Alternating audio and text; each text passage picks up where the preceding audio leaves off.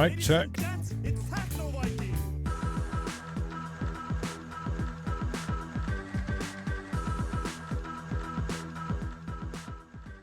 All right, how y'all doing? Hell yeah. It is so good to be back in Germany. not for the beaches or the people. I said beaches. But for my studio, I love it so much. I have good lighting. I have good acoustics. I have 3 massive screens ahead of me, in front of me, so that part of it is really truly awesome. We have a big day today, as you can see from the Twitch title. Oh, before I go there, sentenced. Thank you for resubbing, and that's right, back in Germany. That's right.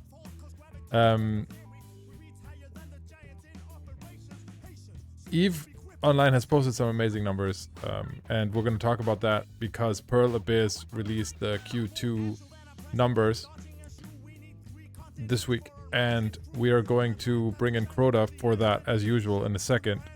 And then we're also going to be talking about the Eve economy as always. There's a bunch of stuff happening with exploration, salvage, yada yada. We'll talk about that later.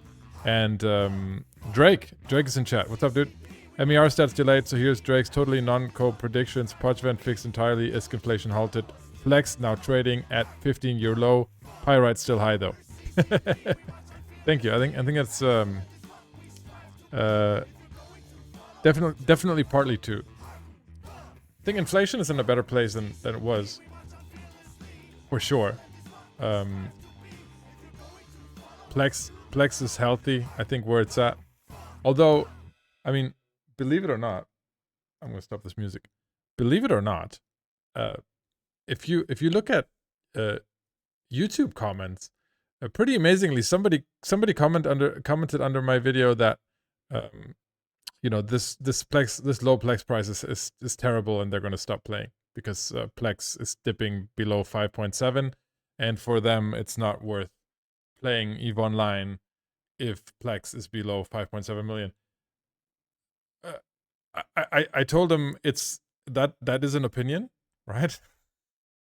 It's not the one that most players have, but it is an opinion. I guess if your only source of income is buying Plex and then selling it for ISK in game, I guess that's the only way you will have that opinion. Or maybe if you're skill farming, no, it's not even there. So yeah. Golden. Oh, the gang is back together. We have Crota here, with Golden here, got CSM members here. I last week was kind of lonely, so it's good to see you guys back. Crota says, or they have bought a truckload of Plex at around 6.5 million. That's probably more it. Definitely. I heard just as many people saying they would quit if Plex goes to above 7 million. Remy, I definitely heard more people say that. Actually, this guy was the first one. You did it to yourself, Oz. Comments were a mistake. Yeah, it's probably true. I'm just happy you're streaming when I'm awake again. That's right. Right? This is a normal time zone for people. Normal time zone. Crazy take. 5 million Plex is great for many players. Oh, it is. We could definitely deal with 5 million Plex. It would be totally fine. All right. Having said that, let's do what we always do and talk about Pearl Abyss earnings numbers, because that's going to be what is the big news this week. And for that, let me go in here. I'm going to pull Crota in here and see. Crota, can you say something?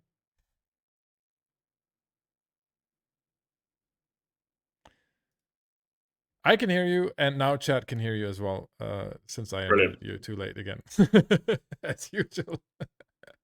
But hey, at least this time, Crota, we don't have to spend 10 minutes trying to find the solution for chat not hearing you and then just restarting Discord. So, Crota, it's good to have you back. I hope you had a good summer. And let's get talking about Pearl Abyss numbers. I'm going to pull it up in the background. While I do that, maybe you can use this time to plug your blog and what you've been writing about this week. Well, the main subject this week would have been the Pearl Abyss Q2 numbers. We always talk about it. It's a bit dramatic this time, and I've got to put up my month-end update to say how my sort of Eve business is doing, but that will come in the next few days. But I try and get a post once every 4 and 5 days, but I think the main post this week was what I put a couple of days ago. And just while I'm here, credit to Nosy Gamer. He was on the day putting up his stuff. Yeah, for sure. I also read his stuff before. Nosy typically comments on my YouTube videos as well. So Nosy, if you're listening, you had one comment in there that was related to the euro dollar conversion rate, and you were speculating whether the dollar was performing better against other currencies. And I just wanted to let you know that it's not. It's actually if you compare it to a bucket of the most common currencies, the US dollar has lost 7% this year, which puts it in the area of the worst year in, I think, 40, 50 years for the US dollar. So that's definitely having a big impact on a lot of companies and also on Pearl Abyss, because for Pearl Abyss, a lot of this revenue that's coming in comes in US dollars, and a weak US dollars is not great for their revenue numbers if you convert that to Korean wons. So probably something you touched on your blog as well, Crota, yeah? Yeah, I normally let Nosy do the FX calculations, but yeah, I mean, less and less is actually coming from. I think less and less is coming from North America. More and more is coming from Europe. I might be wrong there, but we'll probably talk Korean won in this show. So the conversion of Korean won to dollars is about 1,300 won to $1, and it's about 1,600 won to €1. Yeah, I even made my own table today. I don't know if you saw, Crota, but I brought my own charts today. Good. For those of you watching this on YouTube later, I'm going to just give you the 3 big news ahead of time, just so you can you can click away if you don't have the attention span. So number 1 is Crimson Desert is delayed again. Okay, it's now delayed to Q1, which is a big problem, and the Pearl Abyss stock dropped by 24% on the day after this earnings presentation. So it's a big deal, and we'll see why it's a big deal, because the losses keep piling up for Pearl Abyss. But that was, from an investor perspective, I think the worst, and it's something they didn't even mention in this presentation that they came out with after an analyst asked the only question that was asked during this call. So pretty big deal. Crimson Desert is delayed. Secondly, Black Desert, their big IP, is not doing as well. We'll see the numbers right now. But thirdly, and most importantly for us and our community, EVE Online just posted the best quarter since 2016. And that is absolutely bonkers, right? We're talking about a 21-year-old game, and you can talk about, player numbers and terrible this, terrible that. CCP right now is just knocking it out of the park in the financials. And so we're going to be diving into those details. And, one stat that they hadn't mentioned before that they mentioned this time proactively is EVE Online has actually posted 7 quarters consecutively of year-over-year growth. So every quarter, the last 7 quarters were always better than the equivalent quarter in the year before, which is absolutely amazing. So that's the big stuff. But let's jump into the actual presentation. And yes, as Stike says in in chat. They are still selling CCP, or rumors are they're still wanting to sell CCP. So these good numbers are definitely a welcome sight if they are window dressing CCP to be sold at the maximum price to potentially cover the rest of their losses, and then putting all of their hopes on Crimson Desert. So if we look at the overview, as they say, we're looking at operating revenue here. It's the second worst quarter for Pearl Abyss in terms of operating revenue, barely missing the worst, which was Q3 last year.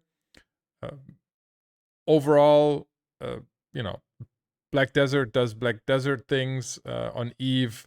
We all know this, but the Legion expansion came out, and there was FanFest. They are pinning a lot of this growth on Legion and FanFest.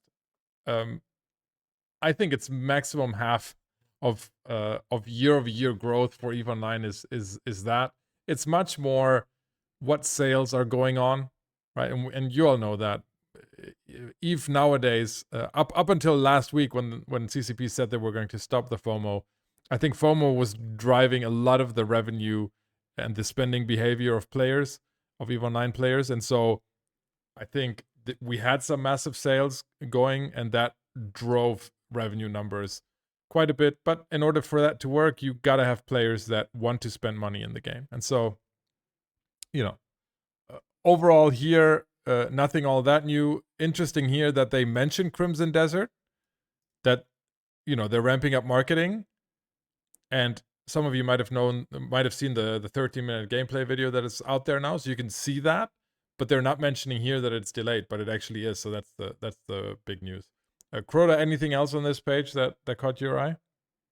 No, I would emphasize what you said about all the sales CCP are doing. I mean, go back to September 2023, and it feels like they got somebody more professional in to try and sort of capture more of our wallet, if you like, from existing players with the sales. And maybe they've just got that to a percentage of revenues that they feel comfortable with, and they can't increase it anymore. I definitely think so. I think they've maximized that game, and now it's interesting where they will go based on the dev blog that we saw last week that said the end of FOMO is near. Some people ask me what FOMO meant. So it's the fear of missing out. So it's the strategy of companies running login events, making you log in, making you be active in game even when you might not feel like it. And it's the same thing on the sales side, creating massive sales that seem like they're too good to pass up. And so a lot of those things drive revenue numbers. And I think a lot of those things would have been very much looked down upon 10 or 20 years ago when Eve started. But nowadays, they are just so common in the gaming space that, they can get away with it. And I think in the past year, they have maximized that game, which is not to the advantage of the player, but it is to the advantage of these financials that we're looking at. So yeah, we already talked about operating revenue here for Pearl Abyss overall. Year over year, down 2.7%. Quarter over quarter, down 4.9%. That is not great, but what's even worse is that they have a massive loss here of 11.8 billion won for the quarter, and even the net profits that they sometimes are able to balance out through their financial activities are terrible at minus 22.7 billion won, minus 29% net loss. That is not good, no matter how you look at it, right, Kuda? Yeah, a couple of things to say on this. I mean, that minus 11.8 billion loss was actually a bit more than what the market was looking for. Two reasons for that. One, revenues themselves were a bit lower, Black Desert, mobile, and also currency. But also the other reason, of course, is they'd ramped up marketing for Crimson Desert, which is now really going to count for nothing. So that was a bit unfortunate. Yeah, Thanks for adding that. This is the big change to previous reports. The revenue by core IP is back. And you gotta think here, Crota, that they're doing this because they want to show how good EVE Online is doing if they are trying to sell CCP, right? That's gotta be one of the big reasons. What do you think? Oh, definitely. I mean, the reason they stopped disclosing it separately about 6 months ago is I think they've got a new finance director who, for Yes. whatever reason, decided not to disclose them separately, and then quite by surprise, unless the analysts, of course, are asking for this, quite by surprise, it comes back, and of course, it comes back when CCP is doing fantastically. So, I don't think it's unreasonable to put two and two together and conclude that this is trying to sort of show CCP in the best light for perhaps a sale. Yeah.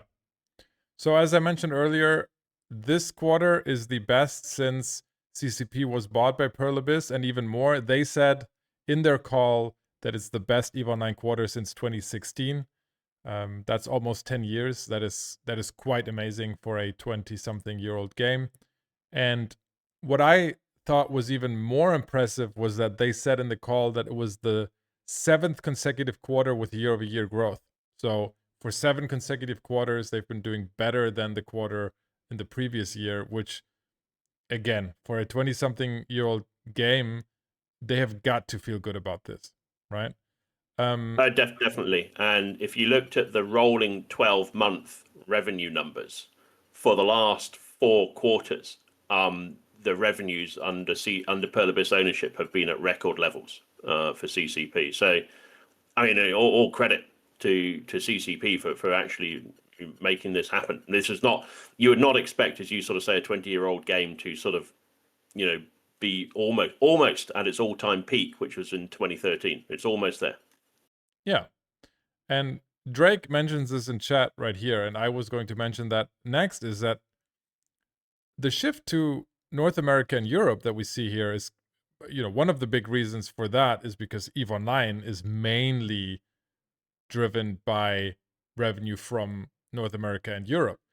This does not favor the reporting in Korean won. So this is a 24.2 million that is under non-favorable forex conditions, right? Because the numbers could have been even better with a stronger US dollar. If we assume the US numbers are larger than the EU numbers, which, Crota, you earlier were hinting at EU being larger. I don't know if we have an indication for that. Traditionally speaking, the US is a very, very strong region, or North America is a very, very strong region for Yeah, EVE Online. I'd have to go back to my notes to check that. It's been sliding one way or the other. I should probably have worked this out before the call started. Yeah, no worries. Either way, quite an amazing quarter for EVE Online. Inversely, Black Desert is not doing well, right? We see a clear shift here away from mobile. We know that last quarter Black Desert Mobile stopped in China, right? That was the big news last quarter, and now overall they're not doing terribly well right now. Black Desert, right, Cora? Yeah, so the Black Desert Mobile, they lost early. They lost a mobile contract in China. So those mobile Black Desert revenues have fallen off a cliff. There is a reasonable assumption you could make that core Black Desert is probably still growing, but it can't offset the decline in mobile. No. So what they need is some new IP, which their hope lies on Crimson Desert. It was supposed to come in Q4 of this year. They've now moved it to Q1 of next year, and that, I think, shattered the trust from investors here, and that's why we see a 24% drop in share price for Pearl Abyss after this call. Overall, I think, I've read that, going into 2026, a lot of games are trying to avoid launching too closely to the next Grand Theft Auto, which is always something you want to avoid.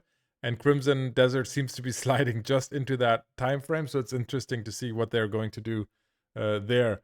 What we do see is that if we look at their advertising expenses, those are already massive, and that's a lot of that is going to be Crimson Desert, right, Corda? Yeah, no, exactly. They had already started the promotions in the US. In fact, these numbers show, they'd already spent it. Which, they're now going to miss the Christmas window with the launch of Crimson Desert. So any promotions they've done now is almost a waste of time, really. Yeah, The I've the looked big at. issue Go ahead. the big issue with Crimson Desert falling out of Q4 this year and hopefully into Q1 next year is that is 150 billion won of revenues that just move out of 2025 into 2026. And that is quite serious for Pearl Abyss. They will unlikely make a profit this year, so they'll make a loss because they've literally lost 150 billion of expected revenues, and that's sort of the critical feature here, and that's why I think the shares fell 24%. And then, as you sort of point out, this is the seventh delay of the launch, and there was only one question on the analyst call, and basically the question was, we're now losing confidence that you'll actually even meet a deadline that you've set today. Yeah. Yeah, it's definitely serious, and it's interesting to think about when they knew about this and how much that has to do with the rumors of them putting up CCP for sale, of whether this is supposed to fill some kind of cash gap potentially because of the pushback of Crimson Desert. If you look at the news reports about Crimson Desert, the reception so far to the gameplay trailers and the game show participations that they have done is quite positive. So the hype for Crimson Desert is there. So the 24% hit that they took on the stock is even more massive if you consider that most people are excited for it. So investors in a normal quarter where they would have hit the deadline, I think the stock would have increased rapidly because of the positive feedback that we're getting from the market for Crimson Desert.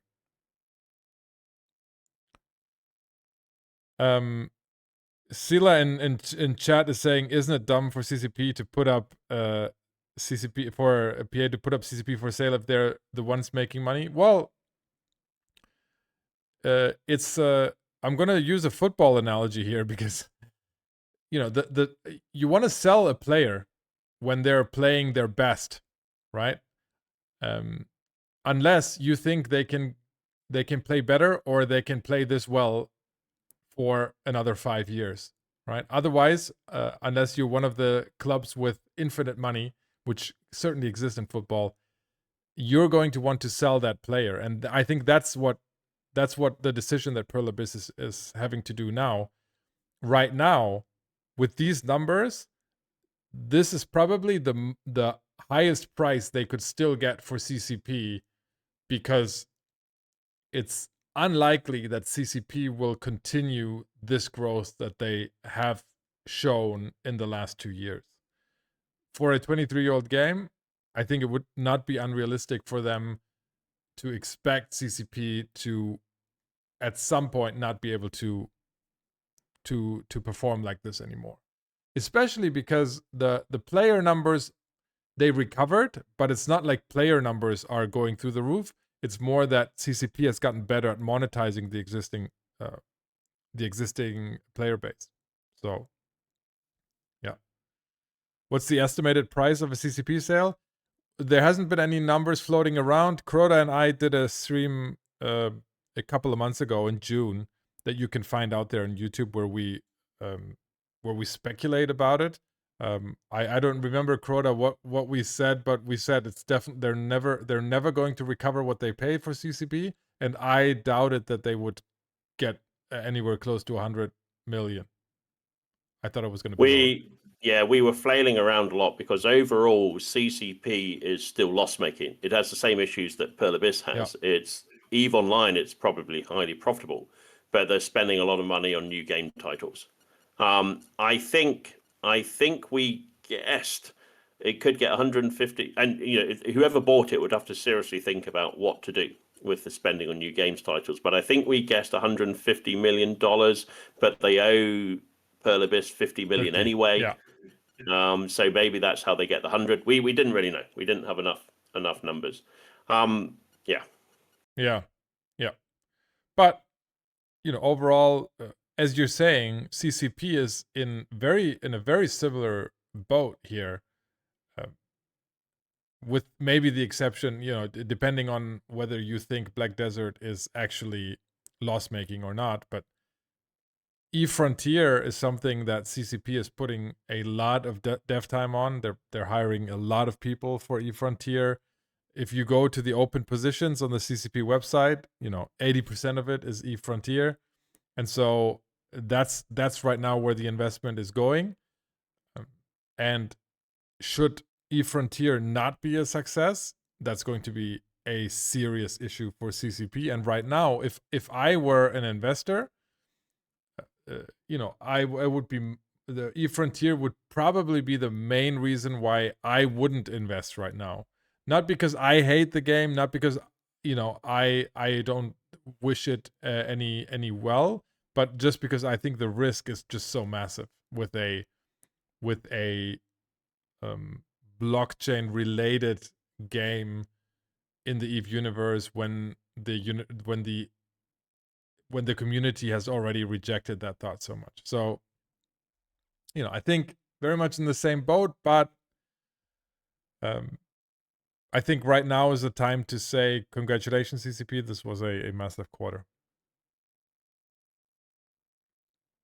And that's it. Crota, This anything slide else? here, the balance sheet slide, the first slide in the appendix is interesting. Yep. This is the first time that they sort of revealed that the 80 odd billion of debt that they've got, actually 70 billion of it as of this quarter is due within 12 months. Now that's sort of okay. Please? What do? You either refinance it, which is normal. Now this business is loss making; they probably have to pay more. They could pay it off with their own cash. Well, their own cash is depleting pretty quickly, so they probably wouldn't want to do that. Or you plug the hole by selling, CCP, and that's, I think, this is where the rumors sort of sweep up again. As you sort of said, it's interesting the timing of it all. When did they know they were going to have to delay Crimson Desert? Did that sort of mean, okay, we better sort of think about trying to raise cash from elsewhere? Yeah, so I mean, on the balance sheet, that's the most interesting item. They have that 70 billion won that within 12 months' time has to be refinanced, and normally you don't wait until the final deadline. You do it 6 to 9 months ahead of schedule. Interestingly, though, we haven't heard anything after June regarding a CCP sale, right? I there's not been a single news story. There hasn't been any leaks. There hasn't been, any public bidders. Nothing, right? Nothing at all. No, absolutely nothing at all. All the news around it died down. In fact, I was very surprised in the analyst call this week that none of the analysts asked, "Are you potentially thinking about selling CCP?" There was only one question. The way the management call went was they went through it all, and then the finance director finished his sort of review, and then they handed over to questions and answers. But just before the first question came in, the chief executive said, "Oh, just one thing. I've just got to announce the delay of Crimson Desert," and he gave various reasons.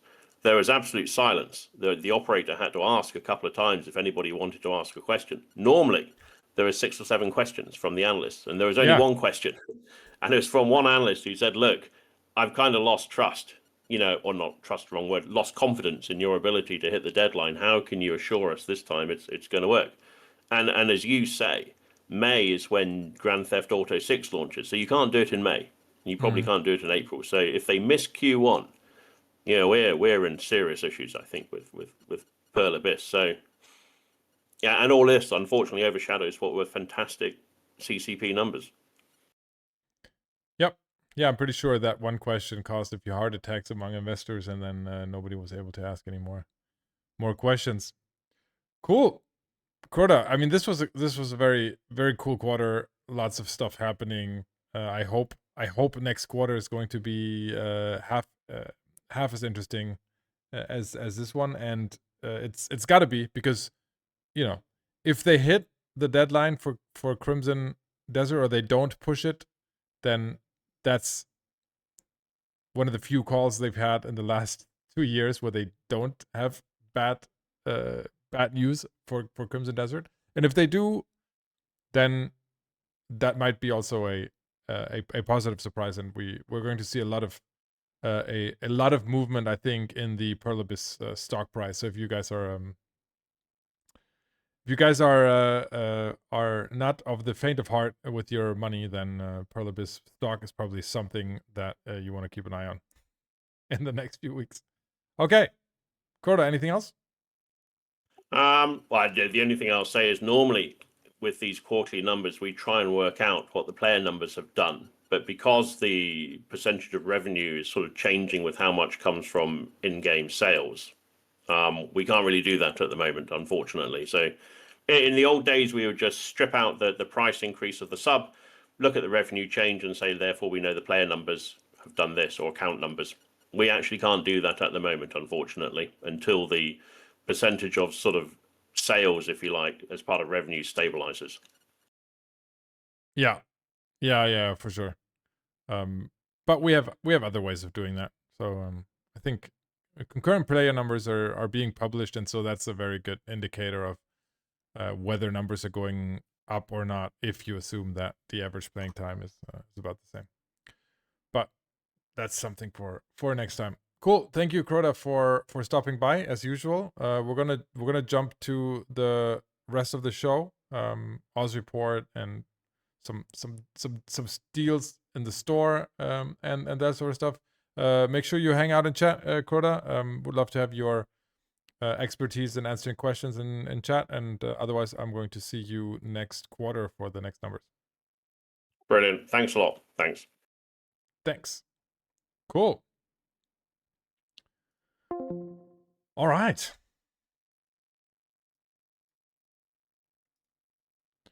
That's Pearl Abyss numbers. Very, very interesting. I mean, it's always. Oh yeah! Thank you, Eve Miner, for cheering 100 biddies and resubbing. Thank you. Sorry, the ad break was not timed super well. um, yeah, these numbers are pretty crazy. Oh, Crota, I didn't pull up my numbers. This is what I didn't pull up earlier.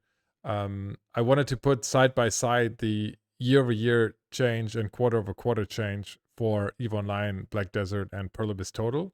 So if you look at EVE Online, we see year-over-year 12% up and quarter-over-quarter 18% up. Man, those are some stellar numbers. Black Desert year-over-year minus 8.5% and quarter-over-quarter minus 12%. Harsh. That is significant. And Pearl Abyss total, because Black Desert is most of that, we see year-over-year change minus 3%, which is not great, but also not the end of the world. And quarter-over-quarter change minus 5%, not great. But that's why you have a portfolio. Right now, I can guarantee you that Pearl Abyss wishes that EVE Online was bigger and could carry more of the weight that Black Desert is dropping right now. All right. So heartbreak there. I'm actually I'm going to introduce a new segment for the show today. Not something entirely new, but a new way of doing it.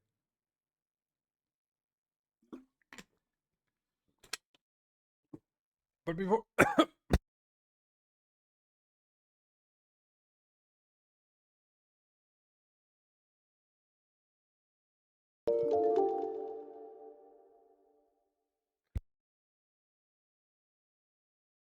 killing myself over here. um, thank you. Water-based assassination. That's right. Um, you don't get a portfolio by selling your only offer. That's also correct. They are literally they would be dismantling their portfolio. They didn't. Stike says they didn't buy it for EVE Online. They bought it for the spin-offs. They figured would be huge. Yeah. Oh, they figured, man. And Alodar says, to be honest, CCP does a terrible job of promoting the game and explaining what it's about. The average person looks at it and just says, "What's the deal? You're just flying in a ship." Well, I think CCP does a. They've tried different things. I think the players do a great job in promoting the game. I think videos like This Is Eve, that's the way you want to promote Eve Online, not the marketing campaigns that CCP are doing. A lot of times, honestly, it's very, very difficult for CCP devs to understand what Eve is unless they've been there for 10, 15 years. Like, it's and Varag kind of hits it on its head, right? On the head. I think Eve is something else to everyone, and to every new player, you don't know which part of Eve is going to get them. And for me, for example, if I have to explain Eve, I say it's one of the greatest economic simulations I have ever seen in a game. Plus, it's in space, which is amazing. So for me, the combination of economic simulator and science fiction setting, that's what gets me. But for someone else, it might just be nullsec politics or wormhole exploration or, you know, hanging out with friends mining. So everyone has a different part of Eve that catches them, and that's why Eve is so hard to advertise on an online in an online ad or something. Forrest Jump, thank you for resubbing with Prime. I appreciate it, man. It's so great to seeing so many of you back, man. I think the summer is coming slowly to an end, and people are coming back, man. Pearl Abyss needs Sydney Sweeney. Yeah, they need one of those WoW campaigns where, you know, where celebrities are playing Eve. They're not. Also, very few women. I say this not because I don't think women play Eve Online. I say this because if I look at my YouTube demographics, I've said this before on stream, but my YouTube demographic is literally 99.9% male, and I have 10,000 subscribers. Right? I mean, I have a good I have a good data base here. Yeah. Well, people are back since you're in the correct time zone. That's right, dude. Honestly, I do stream spreadsheets, yeah. But I know from firsthand experience that there are women in this world that absolutely love spreadsheets. Spreadsheets don't discriminate, man.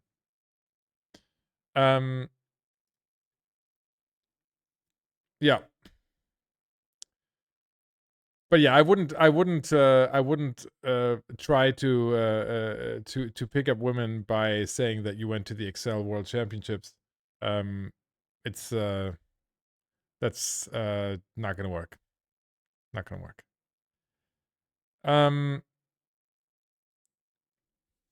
All right, I got derailed. We were talking about something else. Dinner and Excel, yeah. Excel and chill.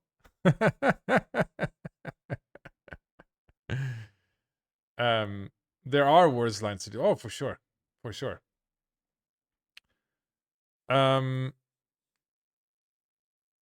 All right. We're going to I'm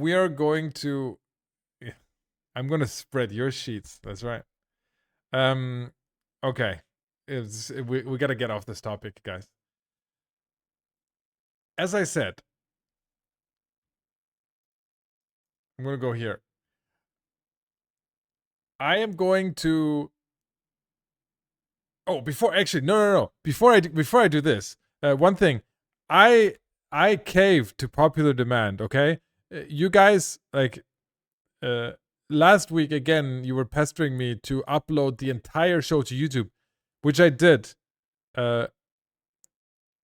Which immediately resulted on a copyright ban because in 2 hours there's going to be one song that is just, it was a false positive, but there's just going to be, it's just that's why I don't do that stuff, right? I hate that sort of stuff.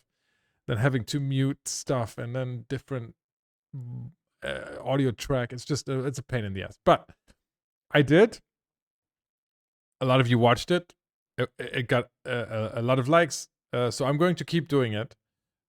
If you don't have time to watch the show on Twitch, going forward, you can just go to YouTube and watch the 2 hours live. I think I have to. What I have to do is I have to put the chat on. I have to find a way. Find space somewhere to add the chat, the Twitch chat onto the screen. I'll figure that out. But okay, I see a lot of you. A lot of you reacting positively in chat. Please don't stop coming and joining me on Twitch. I don't want to stream here alone and then everybody watching it on YouTube, because then, you know, what I like about content creation in EVE Online is streaming live on Twitch and discussing EVE economics with you guys. That's what I like about this. If I was doing purely YouTube, I never do anything just for YouTube. And I am going to quit if nobody shows up to the Twitch live shows anymore. So please, you know, if you miss a show, absolutely go to YouTube. But I appreciate you massively if you come here and show up for the live show. Having said that, I'm going to reset the. I did terminate myself there. Here is a new giveaway, by the way. All right. Having said that, there's a new segment that I want to introduce, and that is a deal review segment. And just when I want to do that, see, this is Croda. Love your subs. Thank you so much. Appreciate it. I'm going to have to restart because this is going to derail the YouTube the YouTube intro that I'm going to use to promote this section on YouTube. But thank you. Appreciate it. All right. 5 subs. Thank you. Okay. I'm going to try this again, my friends.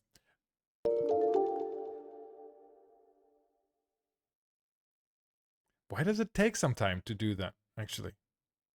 Sometimes it goes, here's 4, and then here's a 5th one. I'm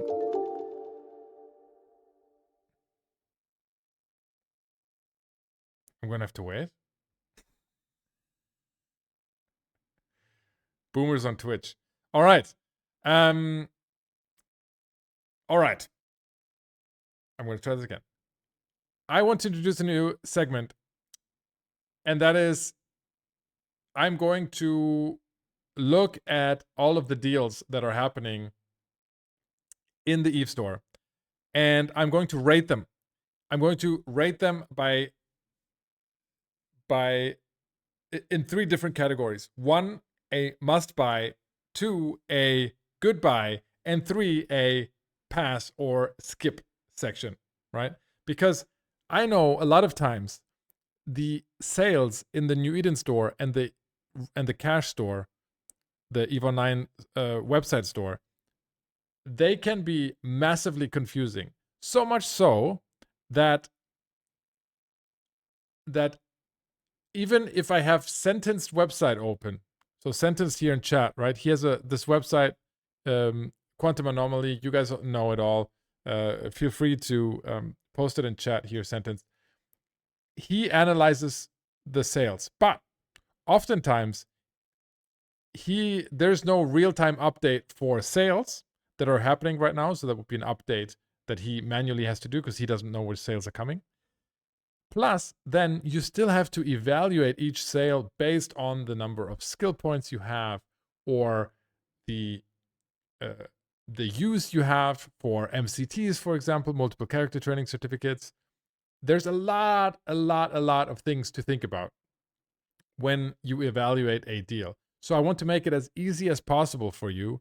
And I'm going to look at the deal of the week, every week, if there is one, in the New Eden store or the Real Cash store, and I'm going to give you my verdict. All right?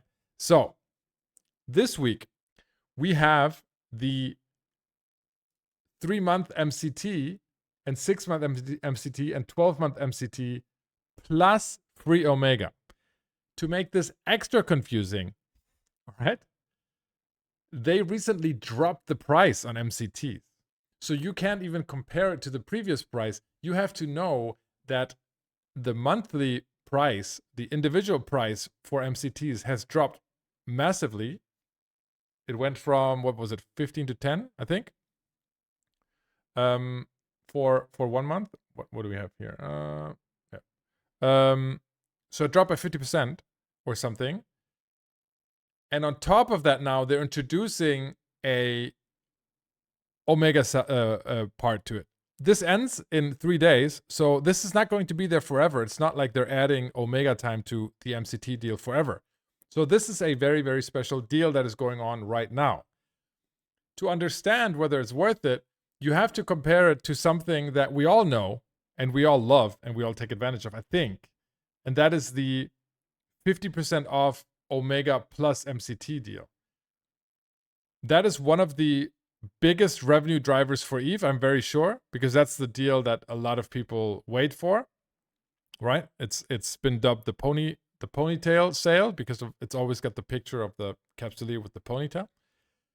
And if you want to compare that to what this is doing, you have to look at how much Omega time is offered and how much MCT is offered. Now, on the other deal, what you're getting is you're getting, as an example, 6-month Omega plus 12 MCTs, I think is the deal, for then 50% off, which is a very good match because you can actually match the number of month in your Omega purchase with the number of month in your MCT purchase.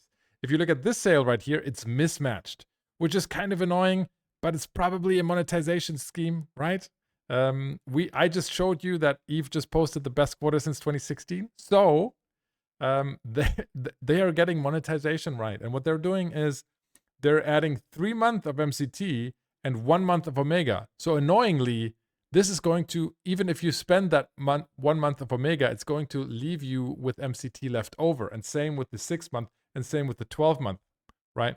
And that means that you will have to either already be subbed in Omega or you have to resub Omega. So that's a little bit of an incentive that CCP is throwing your way to go and sub Omega again.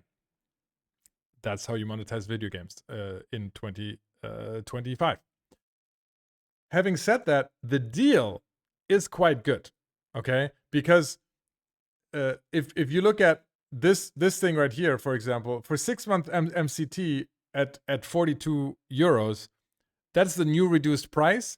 The new reduced price is quite good for MCTs, and now you're getting 2-month Omega on top of that. Now, 2-month Omega, if you buy them individually, that's already valued at about 40 euros, but nobody does that, right? If you're buying it in larger packages or extended periods of time, you're much closer to $15, $12, or $10. But even then, getting 6-month MCT for 2-month Omega is a discount of about 47%. But that's what they're saying up there. And even if you compare it to the 50% off deal, it's just slightly worse. The really bad part of this is just the mismatch with, as Granite puts it in there, it's the equivalent of the hot dogs and the buns. If you're getting 8 hot dogs and 6 hot dog buns in a package, you're always left over with some of them and are forced to buy more. And so more than you need. And that's what the biggest problem with this sale is. But if you look past that, if you're just looking at what are you getting for the amount of money that you're spending compared to other deals that have happened in the past or that typically happen, this is definitely a good buy. This is not a must buy, especially not because not everyone needs MCTs and the two are mismatched, but it's definitely a good buy if you know what you're doing. If you need the MCT, if you want to train more than one character, if you're already subbing if you're already subbing in different accounts and just want to train other characters, then it's definitely a good buy. And so this is my first installment of the deal analysis or deal evaluation. I'm going to be doing this for each of these sales that are going on, and going forward, I'll probably put up short YouTube videos and then probably go back to blogging this into our website, the Oz.space. All right, that's it for today. Cool. Chat. You mean I don't need MCT for the tune and the account? Not if you're Omega.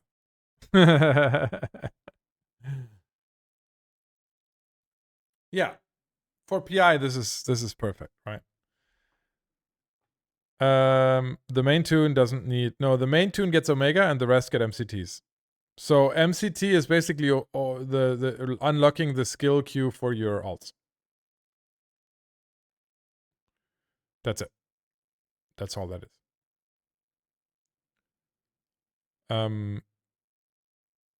Yeah.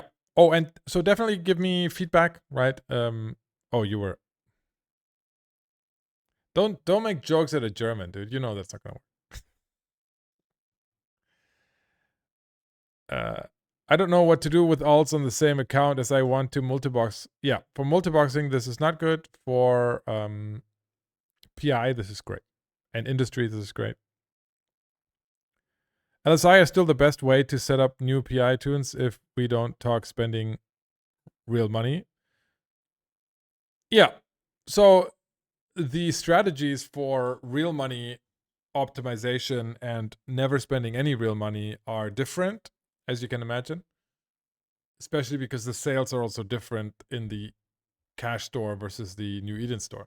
And what we haven't seen a lot is New Eden store sales, and no massive sales lately in there, which is one of the big reasons why Plex prices are so low.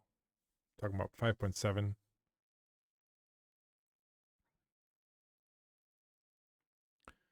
Yeah, that's right. Once you train the skills, you don't need to continue MCTs with them. You just need Omega. Never done reactions. What's the ballpark profit per month for one character? Oh, ask someone. I'm not currently doing. I think Crota is, or at least was for a while, but there's a lot of people in here that are doing that.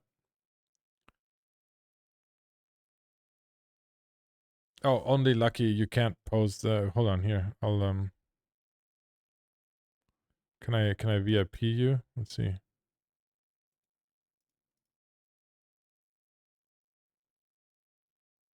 Which site do you want to post, Lucky, and then I can post it for you. Okay. I'm lost.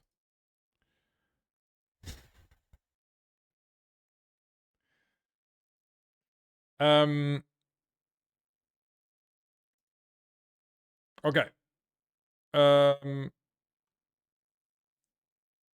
That's the deal. The thing with reactions is they can't be done in high sec, so you need hauling capabilities and political knowledge as to where to make them. Yep. I can permit. Let's see, dude. None of my mods are here. What happened to mods? Crota, you're a mod, aren't you? But Crota is just an honorary mod. He doesn't actually mod anything, I think. We're gonna permit only Lucky 13 and see what happens. Nope, that doesn't work. Okay. Now let's go talk about markets. All right. And that is here. What we're gonna do for the second hour of the stream. All right. Yeah, send it to me on Discord. That's right. I mean, just tell me which site. I know pretty much any tool site, right? There's 2 minutes left on the raffle. Exclamation mark raffle if you wanna enter. What we're gonna do for the second half is we're going to do kind of the slow run through of the market with discussions, and then we're gonna finish off on the Oz report.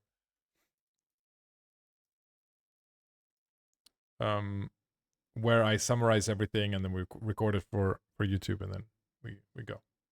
All right. Overall, what we're definitely seeing is lots of main categories dropping in price quite significantly. I mean, we're looking at the overall price level here. We're talking 13% below 52-week average, on average, for all trade done in EVA 9. That is quite big. Raw materials as a whole, 8% below 52-week average, also quite cheap. Plex, 10%. Plex and Plex adjacent items, 10% below. Ships are the only thing that is unchanged. It's pretty much trading at 52-week average. So whole prices not seeing a big impact yet on average. There are some holes that are cheaper, etc. Right?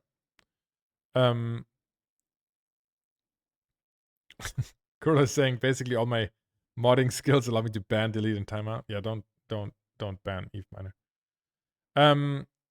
Or only Lucky, I should say. There he is. This is what only Lucky wanted to share. Here you go. There's a reaction site.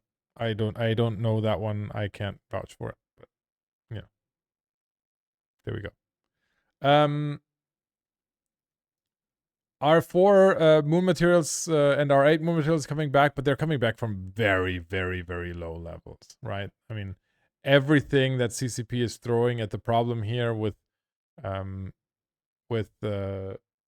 making Metanoxes more expensive, none of it is helping.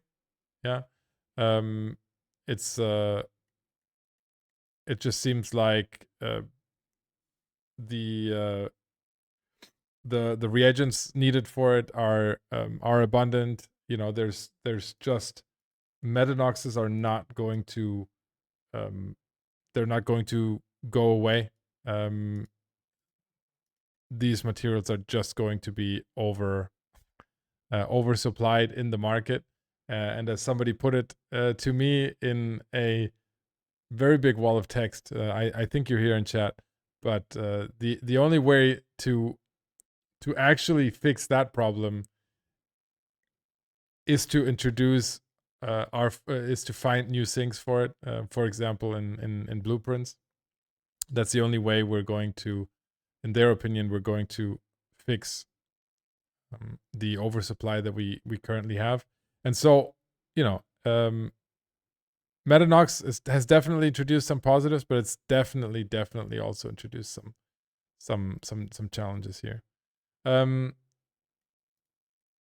Overall, yes, they bounced back this week, but it's more of a short-term erratic behavior that we've seen in the last weeks and months. The big news is, well, minerals are 15% below 52-week average. Not pyrite. Yeah. Pyrite doesn't seem to be dropping all that much. Let's see. We can. Yeah. There we go. We can look at it in game.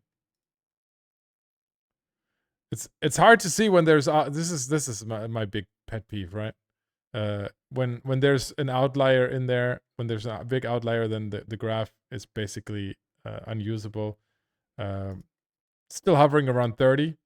I think CCP has been trying a lot to bring the pyrite price down. It hasn't worked significantly yet.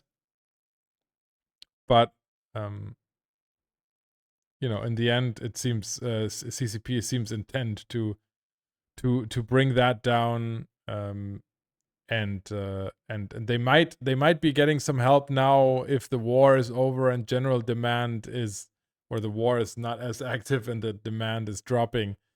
That the general demand for minerals is coming down. If we look at the other ones, Isogen's been coming down for a month. Megasite is dropping. Even Maxilon, is at least not rising anymore. Morphite is dropping the same as it has been, even though CCP tried to stop that slide. Noxium is down. Pyrite is not, as we said, but Tritanium is down quite significantly, and Zydrine is down as well. So overall, basic minerals are on a downward slide, and they were being propped up by wartime production, I think, but right now they are, on average quite cheap. I think the next monthly economic report is massively delayed. By the way, it's the middle of the month. It's past the middle of the month. Is going to show the mineral price index down, I'm sure.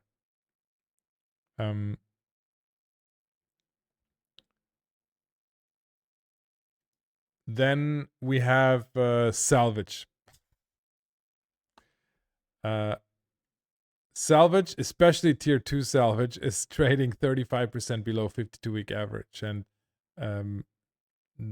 that's just shows you how popular exploration is right now.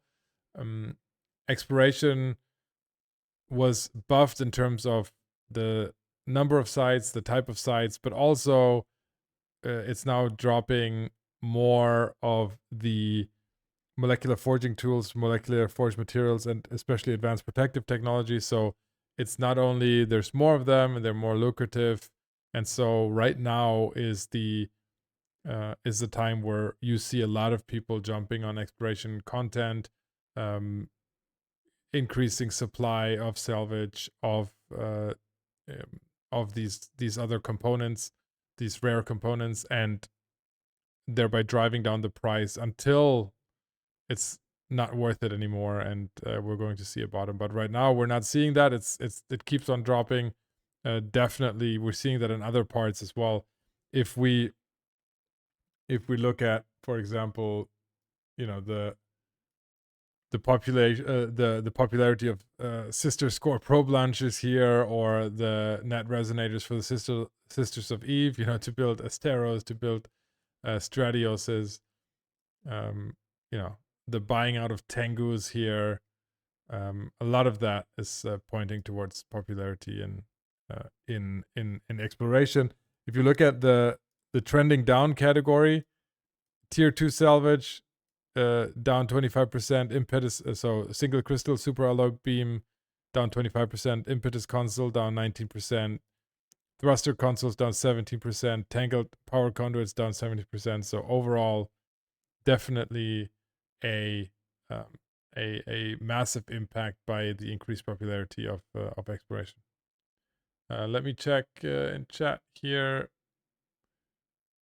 Everything is going down mainly because of Legion patch, not the war. Well, the war was driving up mineral and raw material prices in the last month 100%.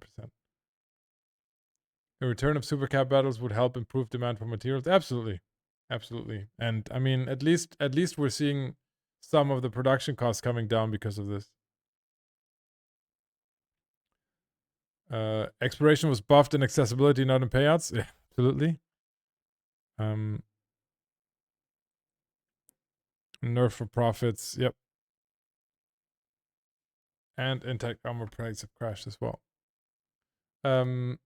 By the way, you guys can all if you go here, if you want to look at this the dashboard, the Oz report dashboard, you can do so here at the Oz.space. Go there. I'm going to restart the raffle while we're at it.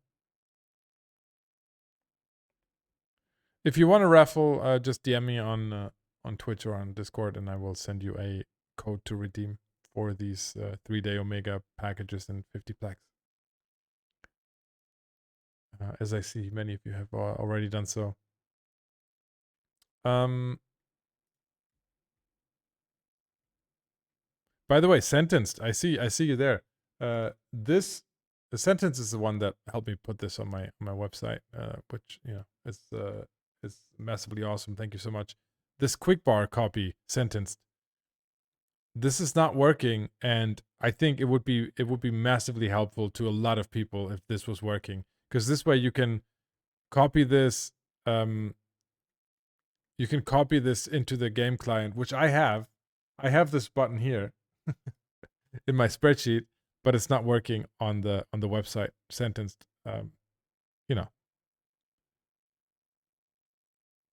what happens if you click it and paste a notepad? If I click it and paste it, nothing. It doesn't copy anything.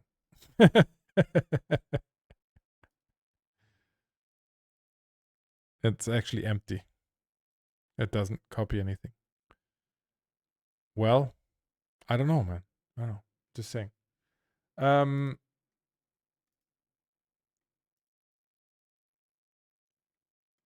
If we thank you for looking into it.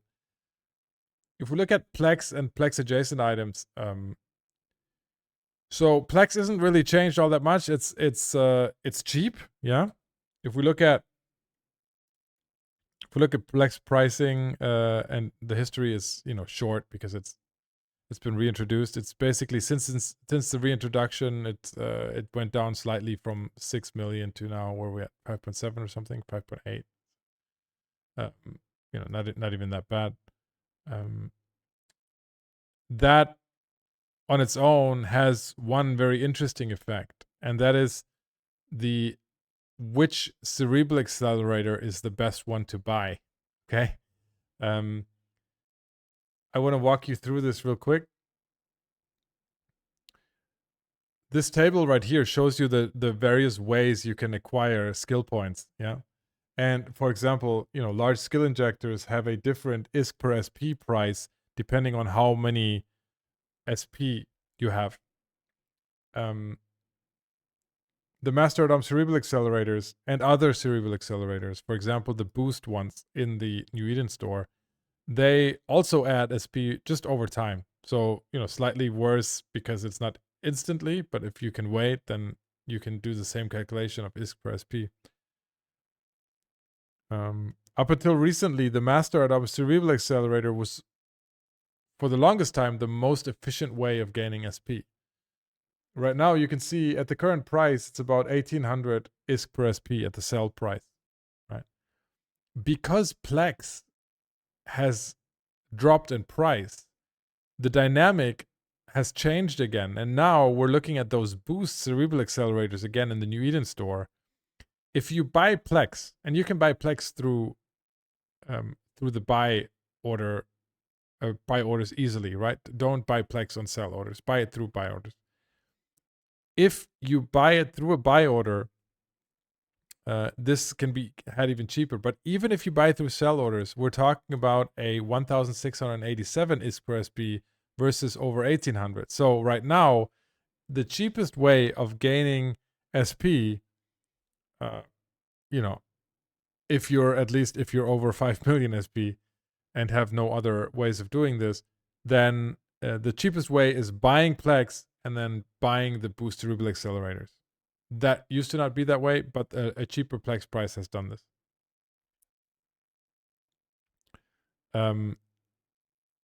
Or wait for a sale if there is no tomorrow, says in chat. Absolutely. We just came off of one, 50% off of the skill bundles. So that one just happened, so it's not, it's not there anymore. But yeah, there will be more sales as always. So That's cerebral accelerators. Interestingly, hypercores are back. All right, so 2% up. Overall, hypercores. Let's see. Let's go here. Most of you know because possibly you invested on these big in the last 2-for-1 sale. I did for sure. They've been clawing it back a little bit. And we're now at what 330,000. So certainly it's been higher than it's been for the better part of the year, but still nothing to write home about. But if you have to cash out of your investment because you need the money for something else, certainly you're happy about a few percentage points hypercores increasing. Let's see. Empire Insignia drops up 7%. Right, so people need insignia drops to purchase things in the LP stores, or to fix faction, I guess. That they are used for that, right? I haven't used them before for that, but I seem to remember that they do. These are high in high demand, so that's an indicator of people using LP, buying these drops. We saw earlier that certainly there are net resonators being bought at larger numbers, and lots of action also going on in faction warfare space, and so 7% increased demand, increase in price is nothing unheard of, but usually we're not seeing these massive spikes. We can actually go in to see which ones they are. Let's do that here. Hold on.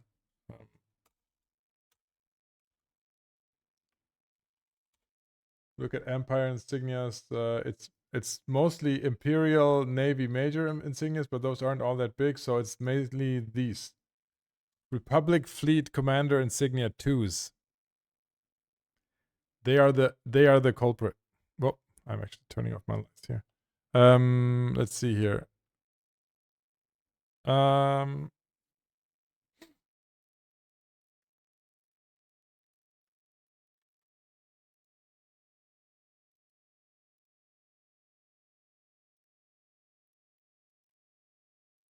There you go. Republic Fleet Commander Insignia 2s. They were trading well below 1 million, and they've jumped up to 1.5 billion. This seems to be like a I wouldn't be surprised if that's one entity, one group or individual buying a ton of these because they want to buy some faction modules with it. That could be something, or even hulls. I don't know if the net resonators need insignias. I don't know if somebody in chat knows, but this isn't that much. Like 10,000 of these is only it's only 15 billion, so it's not. It could easily be one entity or one individual that is looking to purchase faction modules in the LP store. Could be. All right, let's go back here. Are these the things that help people recover from standings lost from ganking? That is what I was mentioning earlier. I think so. I think, I mean, mostly they're used in the LP store to buy faction modules, but I'm pretty sure that they can also be used for standings lost. Ship prices, nothing huge there. So Imperial Navy modules are the ones that went up in price. Clone Soldier ones are for standings. Okay, those are different ones. No, I don't think so, Krakar. Not on those. And then fuel blocks coming down. Nothing huge there. Structures down 6%. Structures are coming back down. I think we were seeing a lot of inflated structure prices. But because of the alliances moving and wars actually happening over structures, but now structure prices are definitely coming down, as you can see this week as well. There is no tomorrow is asking, what are the most and least profitable activities in Eve? God, dude, that's a massive question, and that depends on so many different things. Also, so many like meta activities. As someone's saying, there's from scamming to multi-boxing to station trading to industry at a massive scale through manipulation. It's just like there's no way. I think there is this one chart out there that tries to quantify it. I'm sure somebody can find it and link it, but overall, I think it's very, very difficult to say. What I can tell you is that market manipulation coupled with massive industry seems to be very much a sweet spot. If you haven't seen my interview with Thirst Smash a lot, who does this in the salvage market, I think that's that's a massive income source. The question is it good per hour? He spends a lot of time on it, but he's also making a lot of money. Yeah, but we can't all turn Thirst Smash a lot. We cannot. No. And market trading is very lucrative. Can be very, very lucrative. There's ups, there's downs, depending on how much time you spend on it. It definitely does scale with size. So if you have capital, it's easier to make capital, additional capital. You know, content creation is probably a way. There's some people getting a lot of donations in EVE Online. Yeah, but I think that's a topic for probably a whole show that we could talk about. What do I think about the Hafnium manipulation that is happening now? Is it being manipulated? I haven't looked at Hafnium at all. What's going on with Hafnium?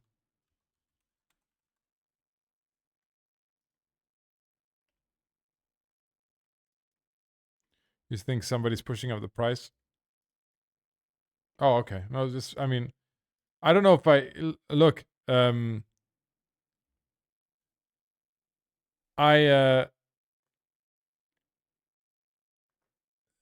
The availability of hafnium just wasn't all that high, So I right now the volume isn't massively high. The market just ran out of hafnium, man. Like I know hafnium comes from a certain part of space, right? So this is this isn't so much market manipulation. I think it's much more the market running out of it. And it's gone? Yeah, pretty much. There. But definitely a great time to sell for sure. Somebody undercut that guy. Sentence is saying Quantum Anomaly got a whole $50 million donation in a year. Would not recommend content creation as career path. Maybe with Twitch it's better, but it's also a lot more. Yeah. Well, I mean, I have, as you guys know, at one point I had about 5 trillion in community money, right? That I was investing for the community. I still have about 3 to 4 trillion, and I don't know how many of you guys are still around to pick that shit up, right? You're lucky that I am a very, very honest guy, and those 4 trillion are just sitting there and safeguarding and growing. Just by virtue of me being on the CSM and a trusted community member. Hopefully, you agree with me on that one. I'm never going to touch that, but if people were not to pick it up, that would have been a very good ISK per hour venture that I did there. Yeah, and I know there are some people that get a lot of donations. Okay. Also, honestly, if you're an alliance leader, or you know, um, an alliance supported content creator, I think you're getting a ton of ISK, if not more. Scamming the community money. That's right. That's it. That's that's the biggest, the fastest way. Right. So I think that's the quick run through of the market. If we look at, we can look at the Oz report dashboard, and then we'll jump into the Oz report.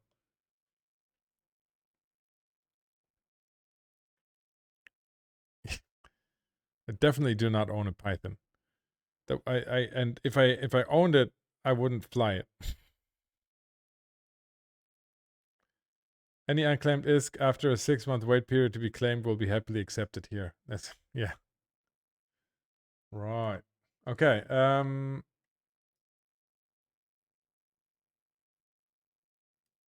Let's see. This is not a good look.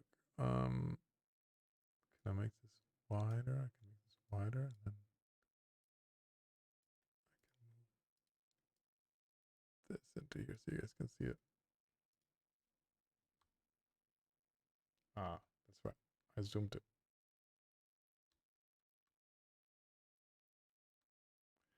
A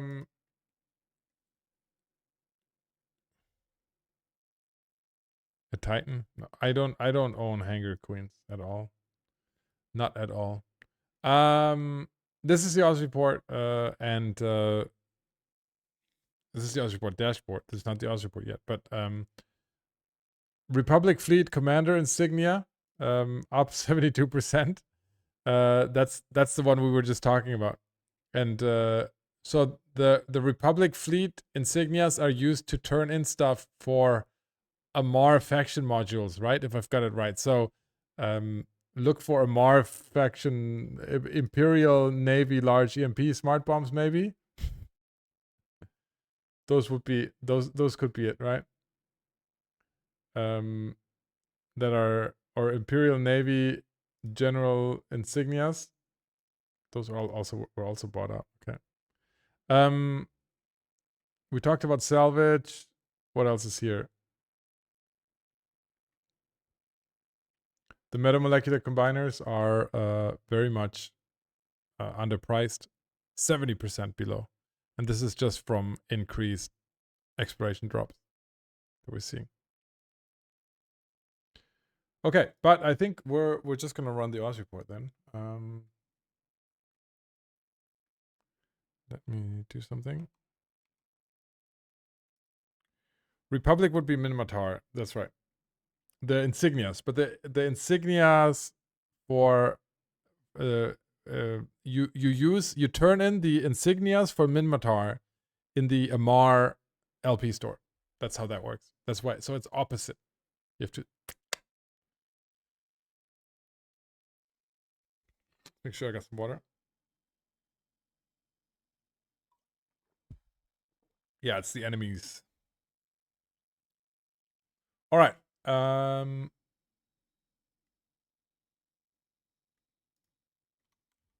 Let's go here and do a mic check. That is working for the recording. And do I think market manipulation is common in EVE? Well, I mean, market manipulation is very, very common in EVE in terms of like strategically, buying things out,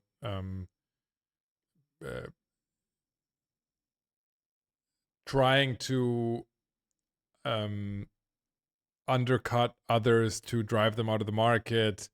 Like,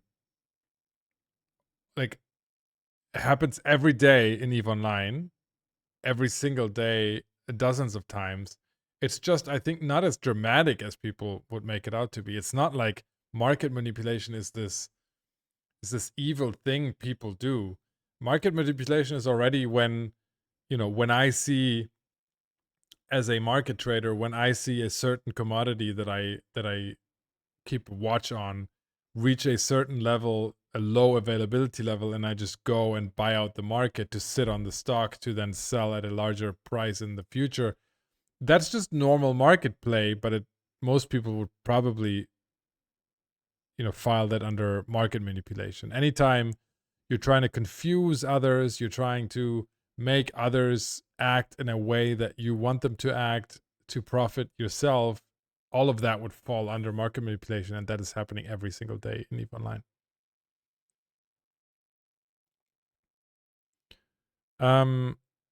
All right. Now, this is the Oz report for August 16th, 2025. And we are going to start, as always, with Plex and Plex adjacent items. And for that, quickly, Plex, since the introduction of the global Plex market, Plex prices have been sliding slightly, but they're not sliding, massively or anything. We're looking at a Plex price of about 5.7, 5.8 million. That is, completely in the normal range where we would expect them. There hasn't been a large New Eden store sale lately. Nothing that is going to move big amounts of Plex. As soon as that happens, certainly the price is going to rise. So somebody's asking in chat, is it a Plex buy moment? I think so. I think Plex could definitely bounce back if there is a massive sale in the New Eden store. We've seen that in the past, and it's not like the supply situation for Plex is massively different now than it was before. So I do think that Plex is cheap right now. I don't think it's going to, crash to 5 million in the next month or two. I think there's no reason it should. But I do think there is a possibility that there will be a larger New Eden store sale at some point, and that might drive up the price of Plex significantly if it's one of those can't miss sales, right? If we're looking at cerebral accelerators, we discussed this a little bit longer earlier in the stream, but certainly one thing to note is that the low Plex price has made those boost cerebral accelerators in the New Eden store the most efficient way to gain ISK if you're over 5 million SP.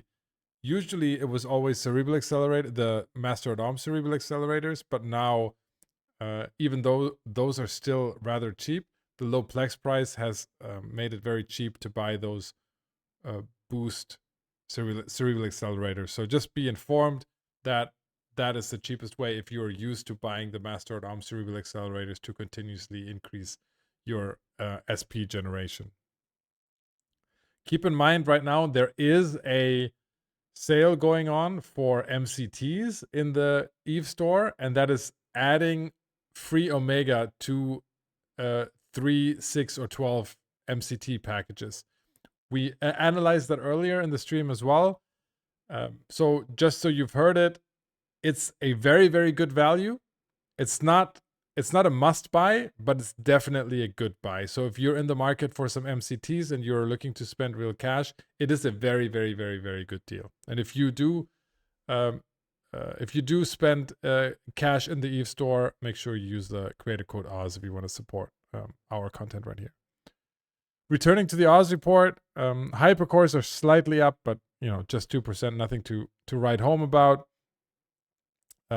The thing that is much, much bigger this week is salvage. So there are some very clear indicators that exploration is massively popular right now, and it's driving a lot of the market content. So if we're looking at the Oz report dashboard, well, first of all, overall salvage materials, especially T2 salvage materials, currently trading at an Oz price index of 67. That means that is 33% below 52-week average. So tier 2 salvage right now, very, very cheap. Even tier 1 salvage trading 18% below 52-week average. This week alone, tier 2 salvage dropped 7% on average, and is being traded at very, very high volumes. What does that mean in detail? In detail, if we look at what's trending down this week, single crystal super alloy I-beam minus 25%, impetus console down 19%, thruster consoles down 17%, and these are all salvage items that are trading at more than 5 billion ISK a day, right? So these are very, very large trade items that are just dropping 10, 15, 20%. And the reason for that, as mentioned, is because exploration got a massive boost. There are more sites out there. There's more lucrative. There was more lucrative loot added, items that were a bottleneck before. Specifically, these items right here, the molecular forging tools and the advanced protective technology. These are capital components that were a bottleneck before, and now they are being added to exploration sites. In some instances, ghost sites, which overall have been made a lot easier to complete. So they're not as daunting as they were before, and that means that this loot is more. It's out there. More of it is actually leaving ghost sites, and more of it is hitting the market.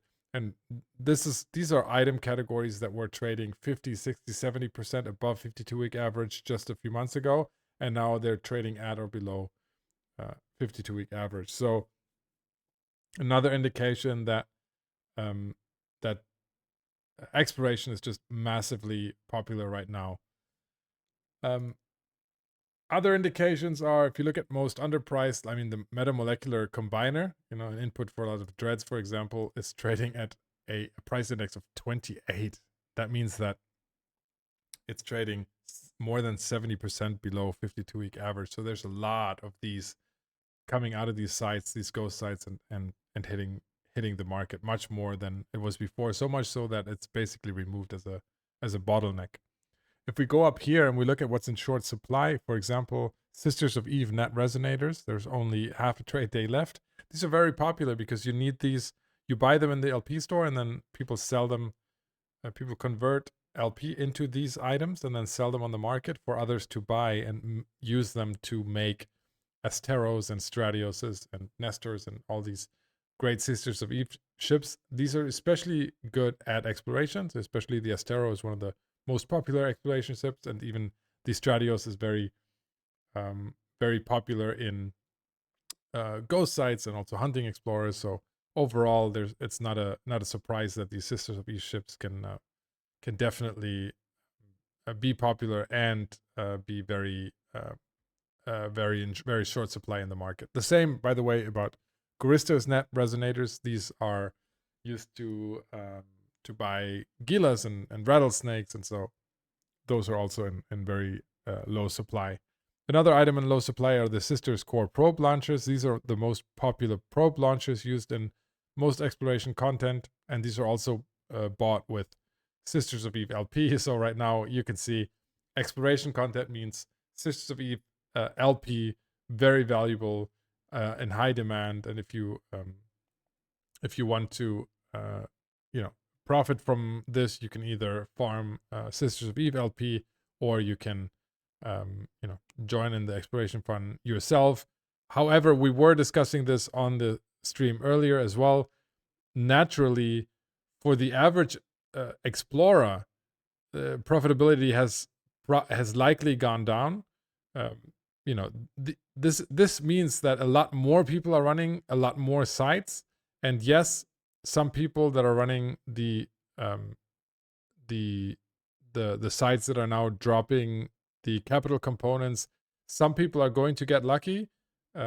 There are definitely more jackpots out there, but on average, the average employer is probably making less just because the salvage has dropped in price so much, and some of these other loot components that were rarer before are dropping in price now because the market is oversupplied. So overall, this is a clear indicator that exploration is just it was buffed. It was very popular. It's driving down prices in a lot of sectors of EVE Online. and we'll have to keep a close eye on this and seeing the fallout from this.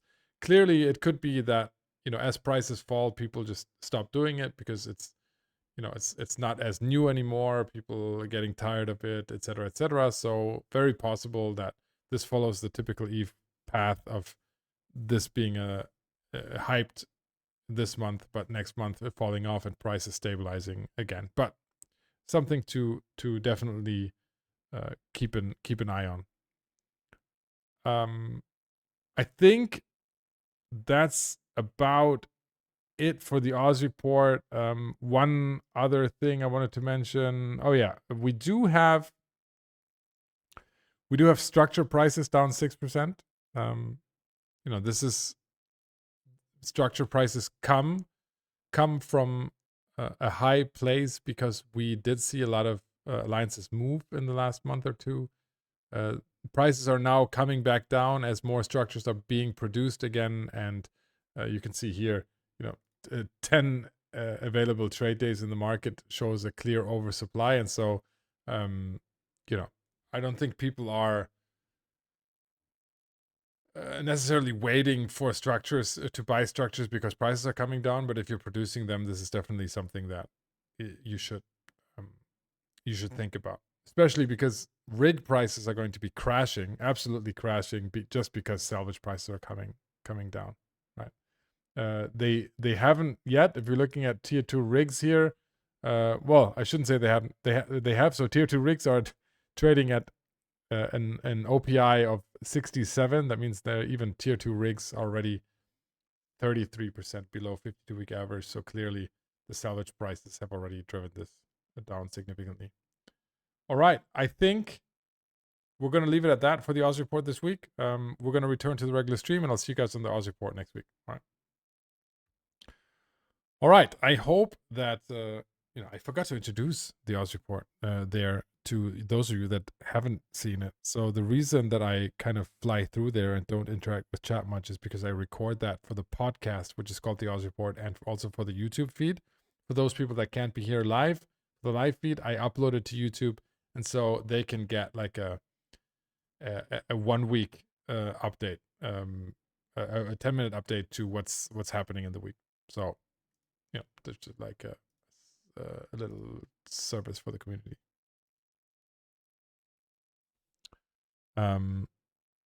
That section will be edited into a YouTube video. There's no tomorrow. Chat with you guys next week. Yeah, we'll have a billionaire, a trillionaire interview next week. So as I said last week, I did a call for trillionaires to contact me because I want to do a trillionaire interview series. We've interviewed, you know, a handful of them on the stream in the past, but I want to do more trillionaire interviews because I always think it's very fascinating to see how people have different ways of amassing wealth in Eve. So if you're a trillionaire, you know, in assets, nobody has, you know, I mean, I don't want to say nobody, but like I don't expect you to have a trillion ISK in cash. You can certainly have a trillion assets, and reach out to me if you want to join me on the show for an interview. I'd love to have you.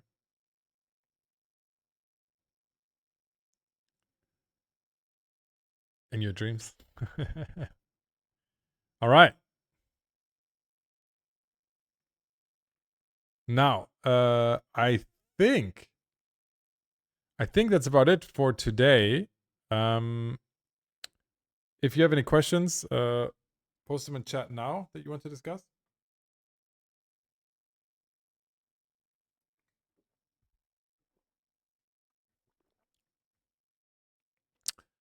A trillion might not be much for you, Blade, but it's a lot to a lot of people.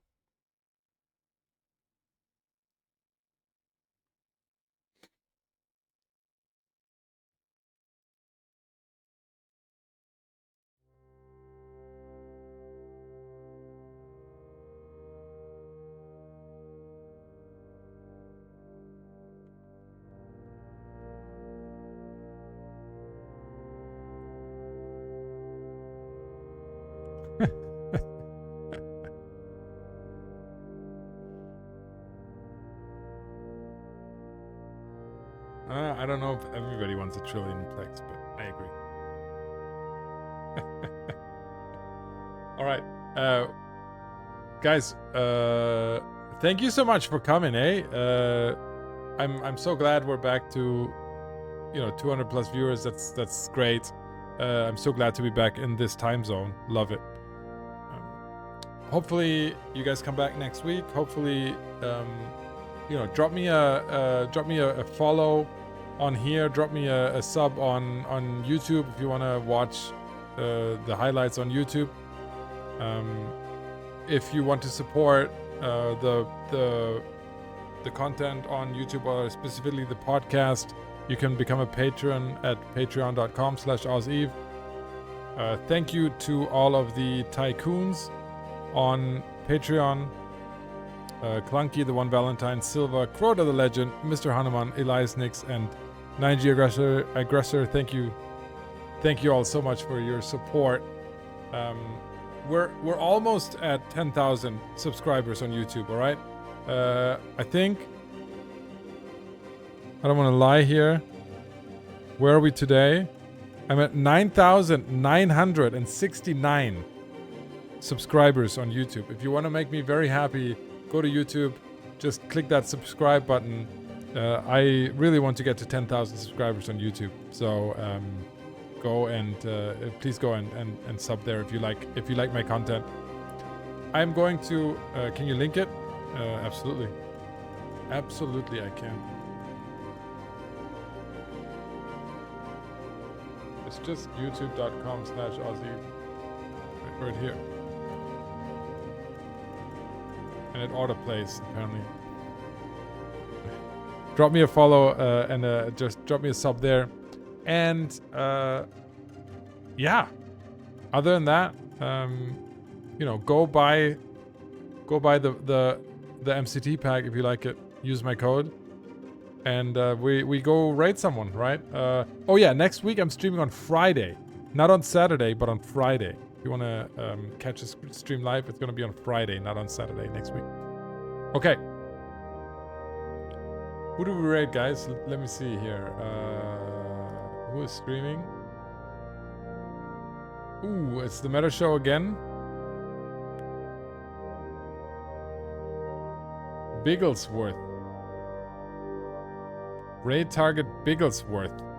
Okay, we're gonna do a poll. Hold on, we're gonna poll this for sure.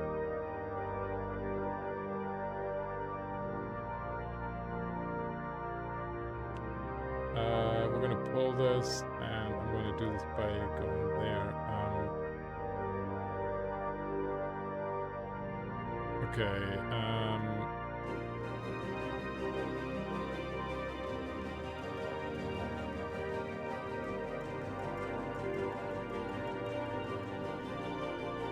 We're gonna do a new poll.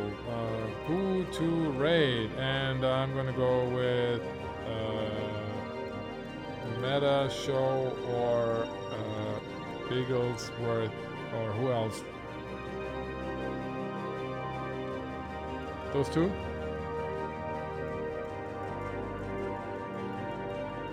Okay. 1 minute. Here we go.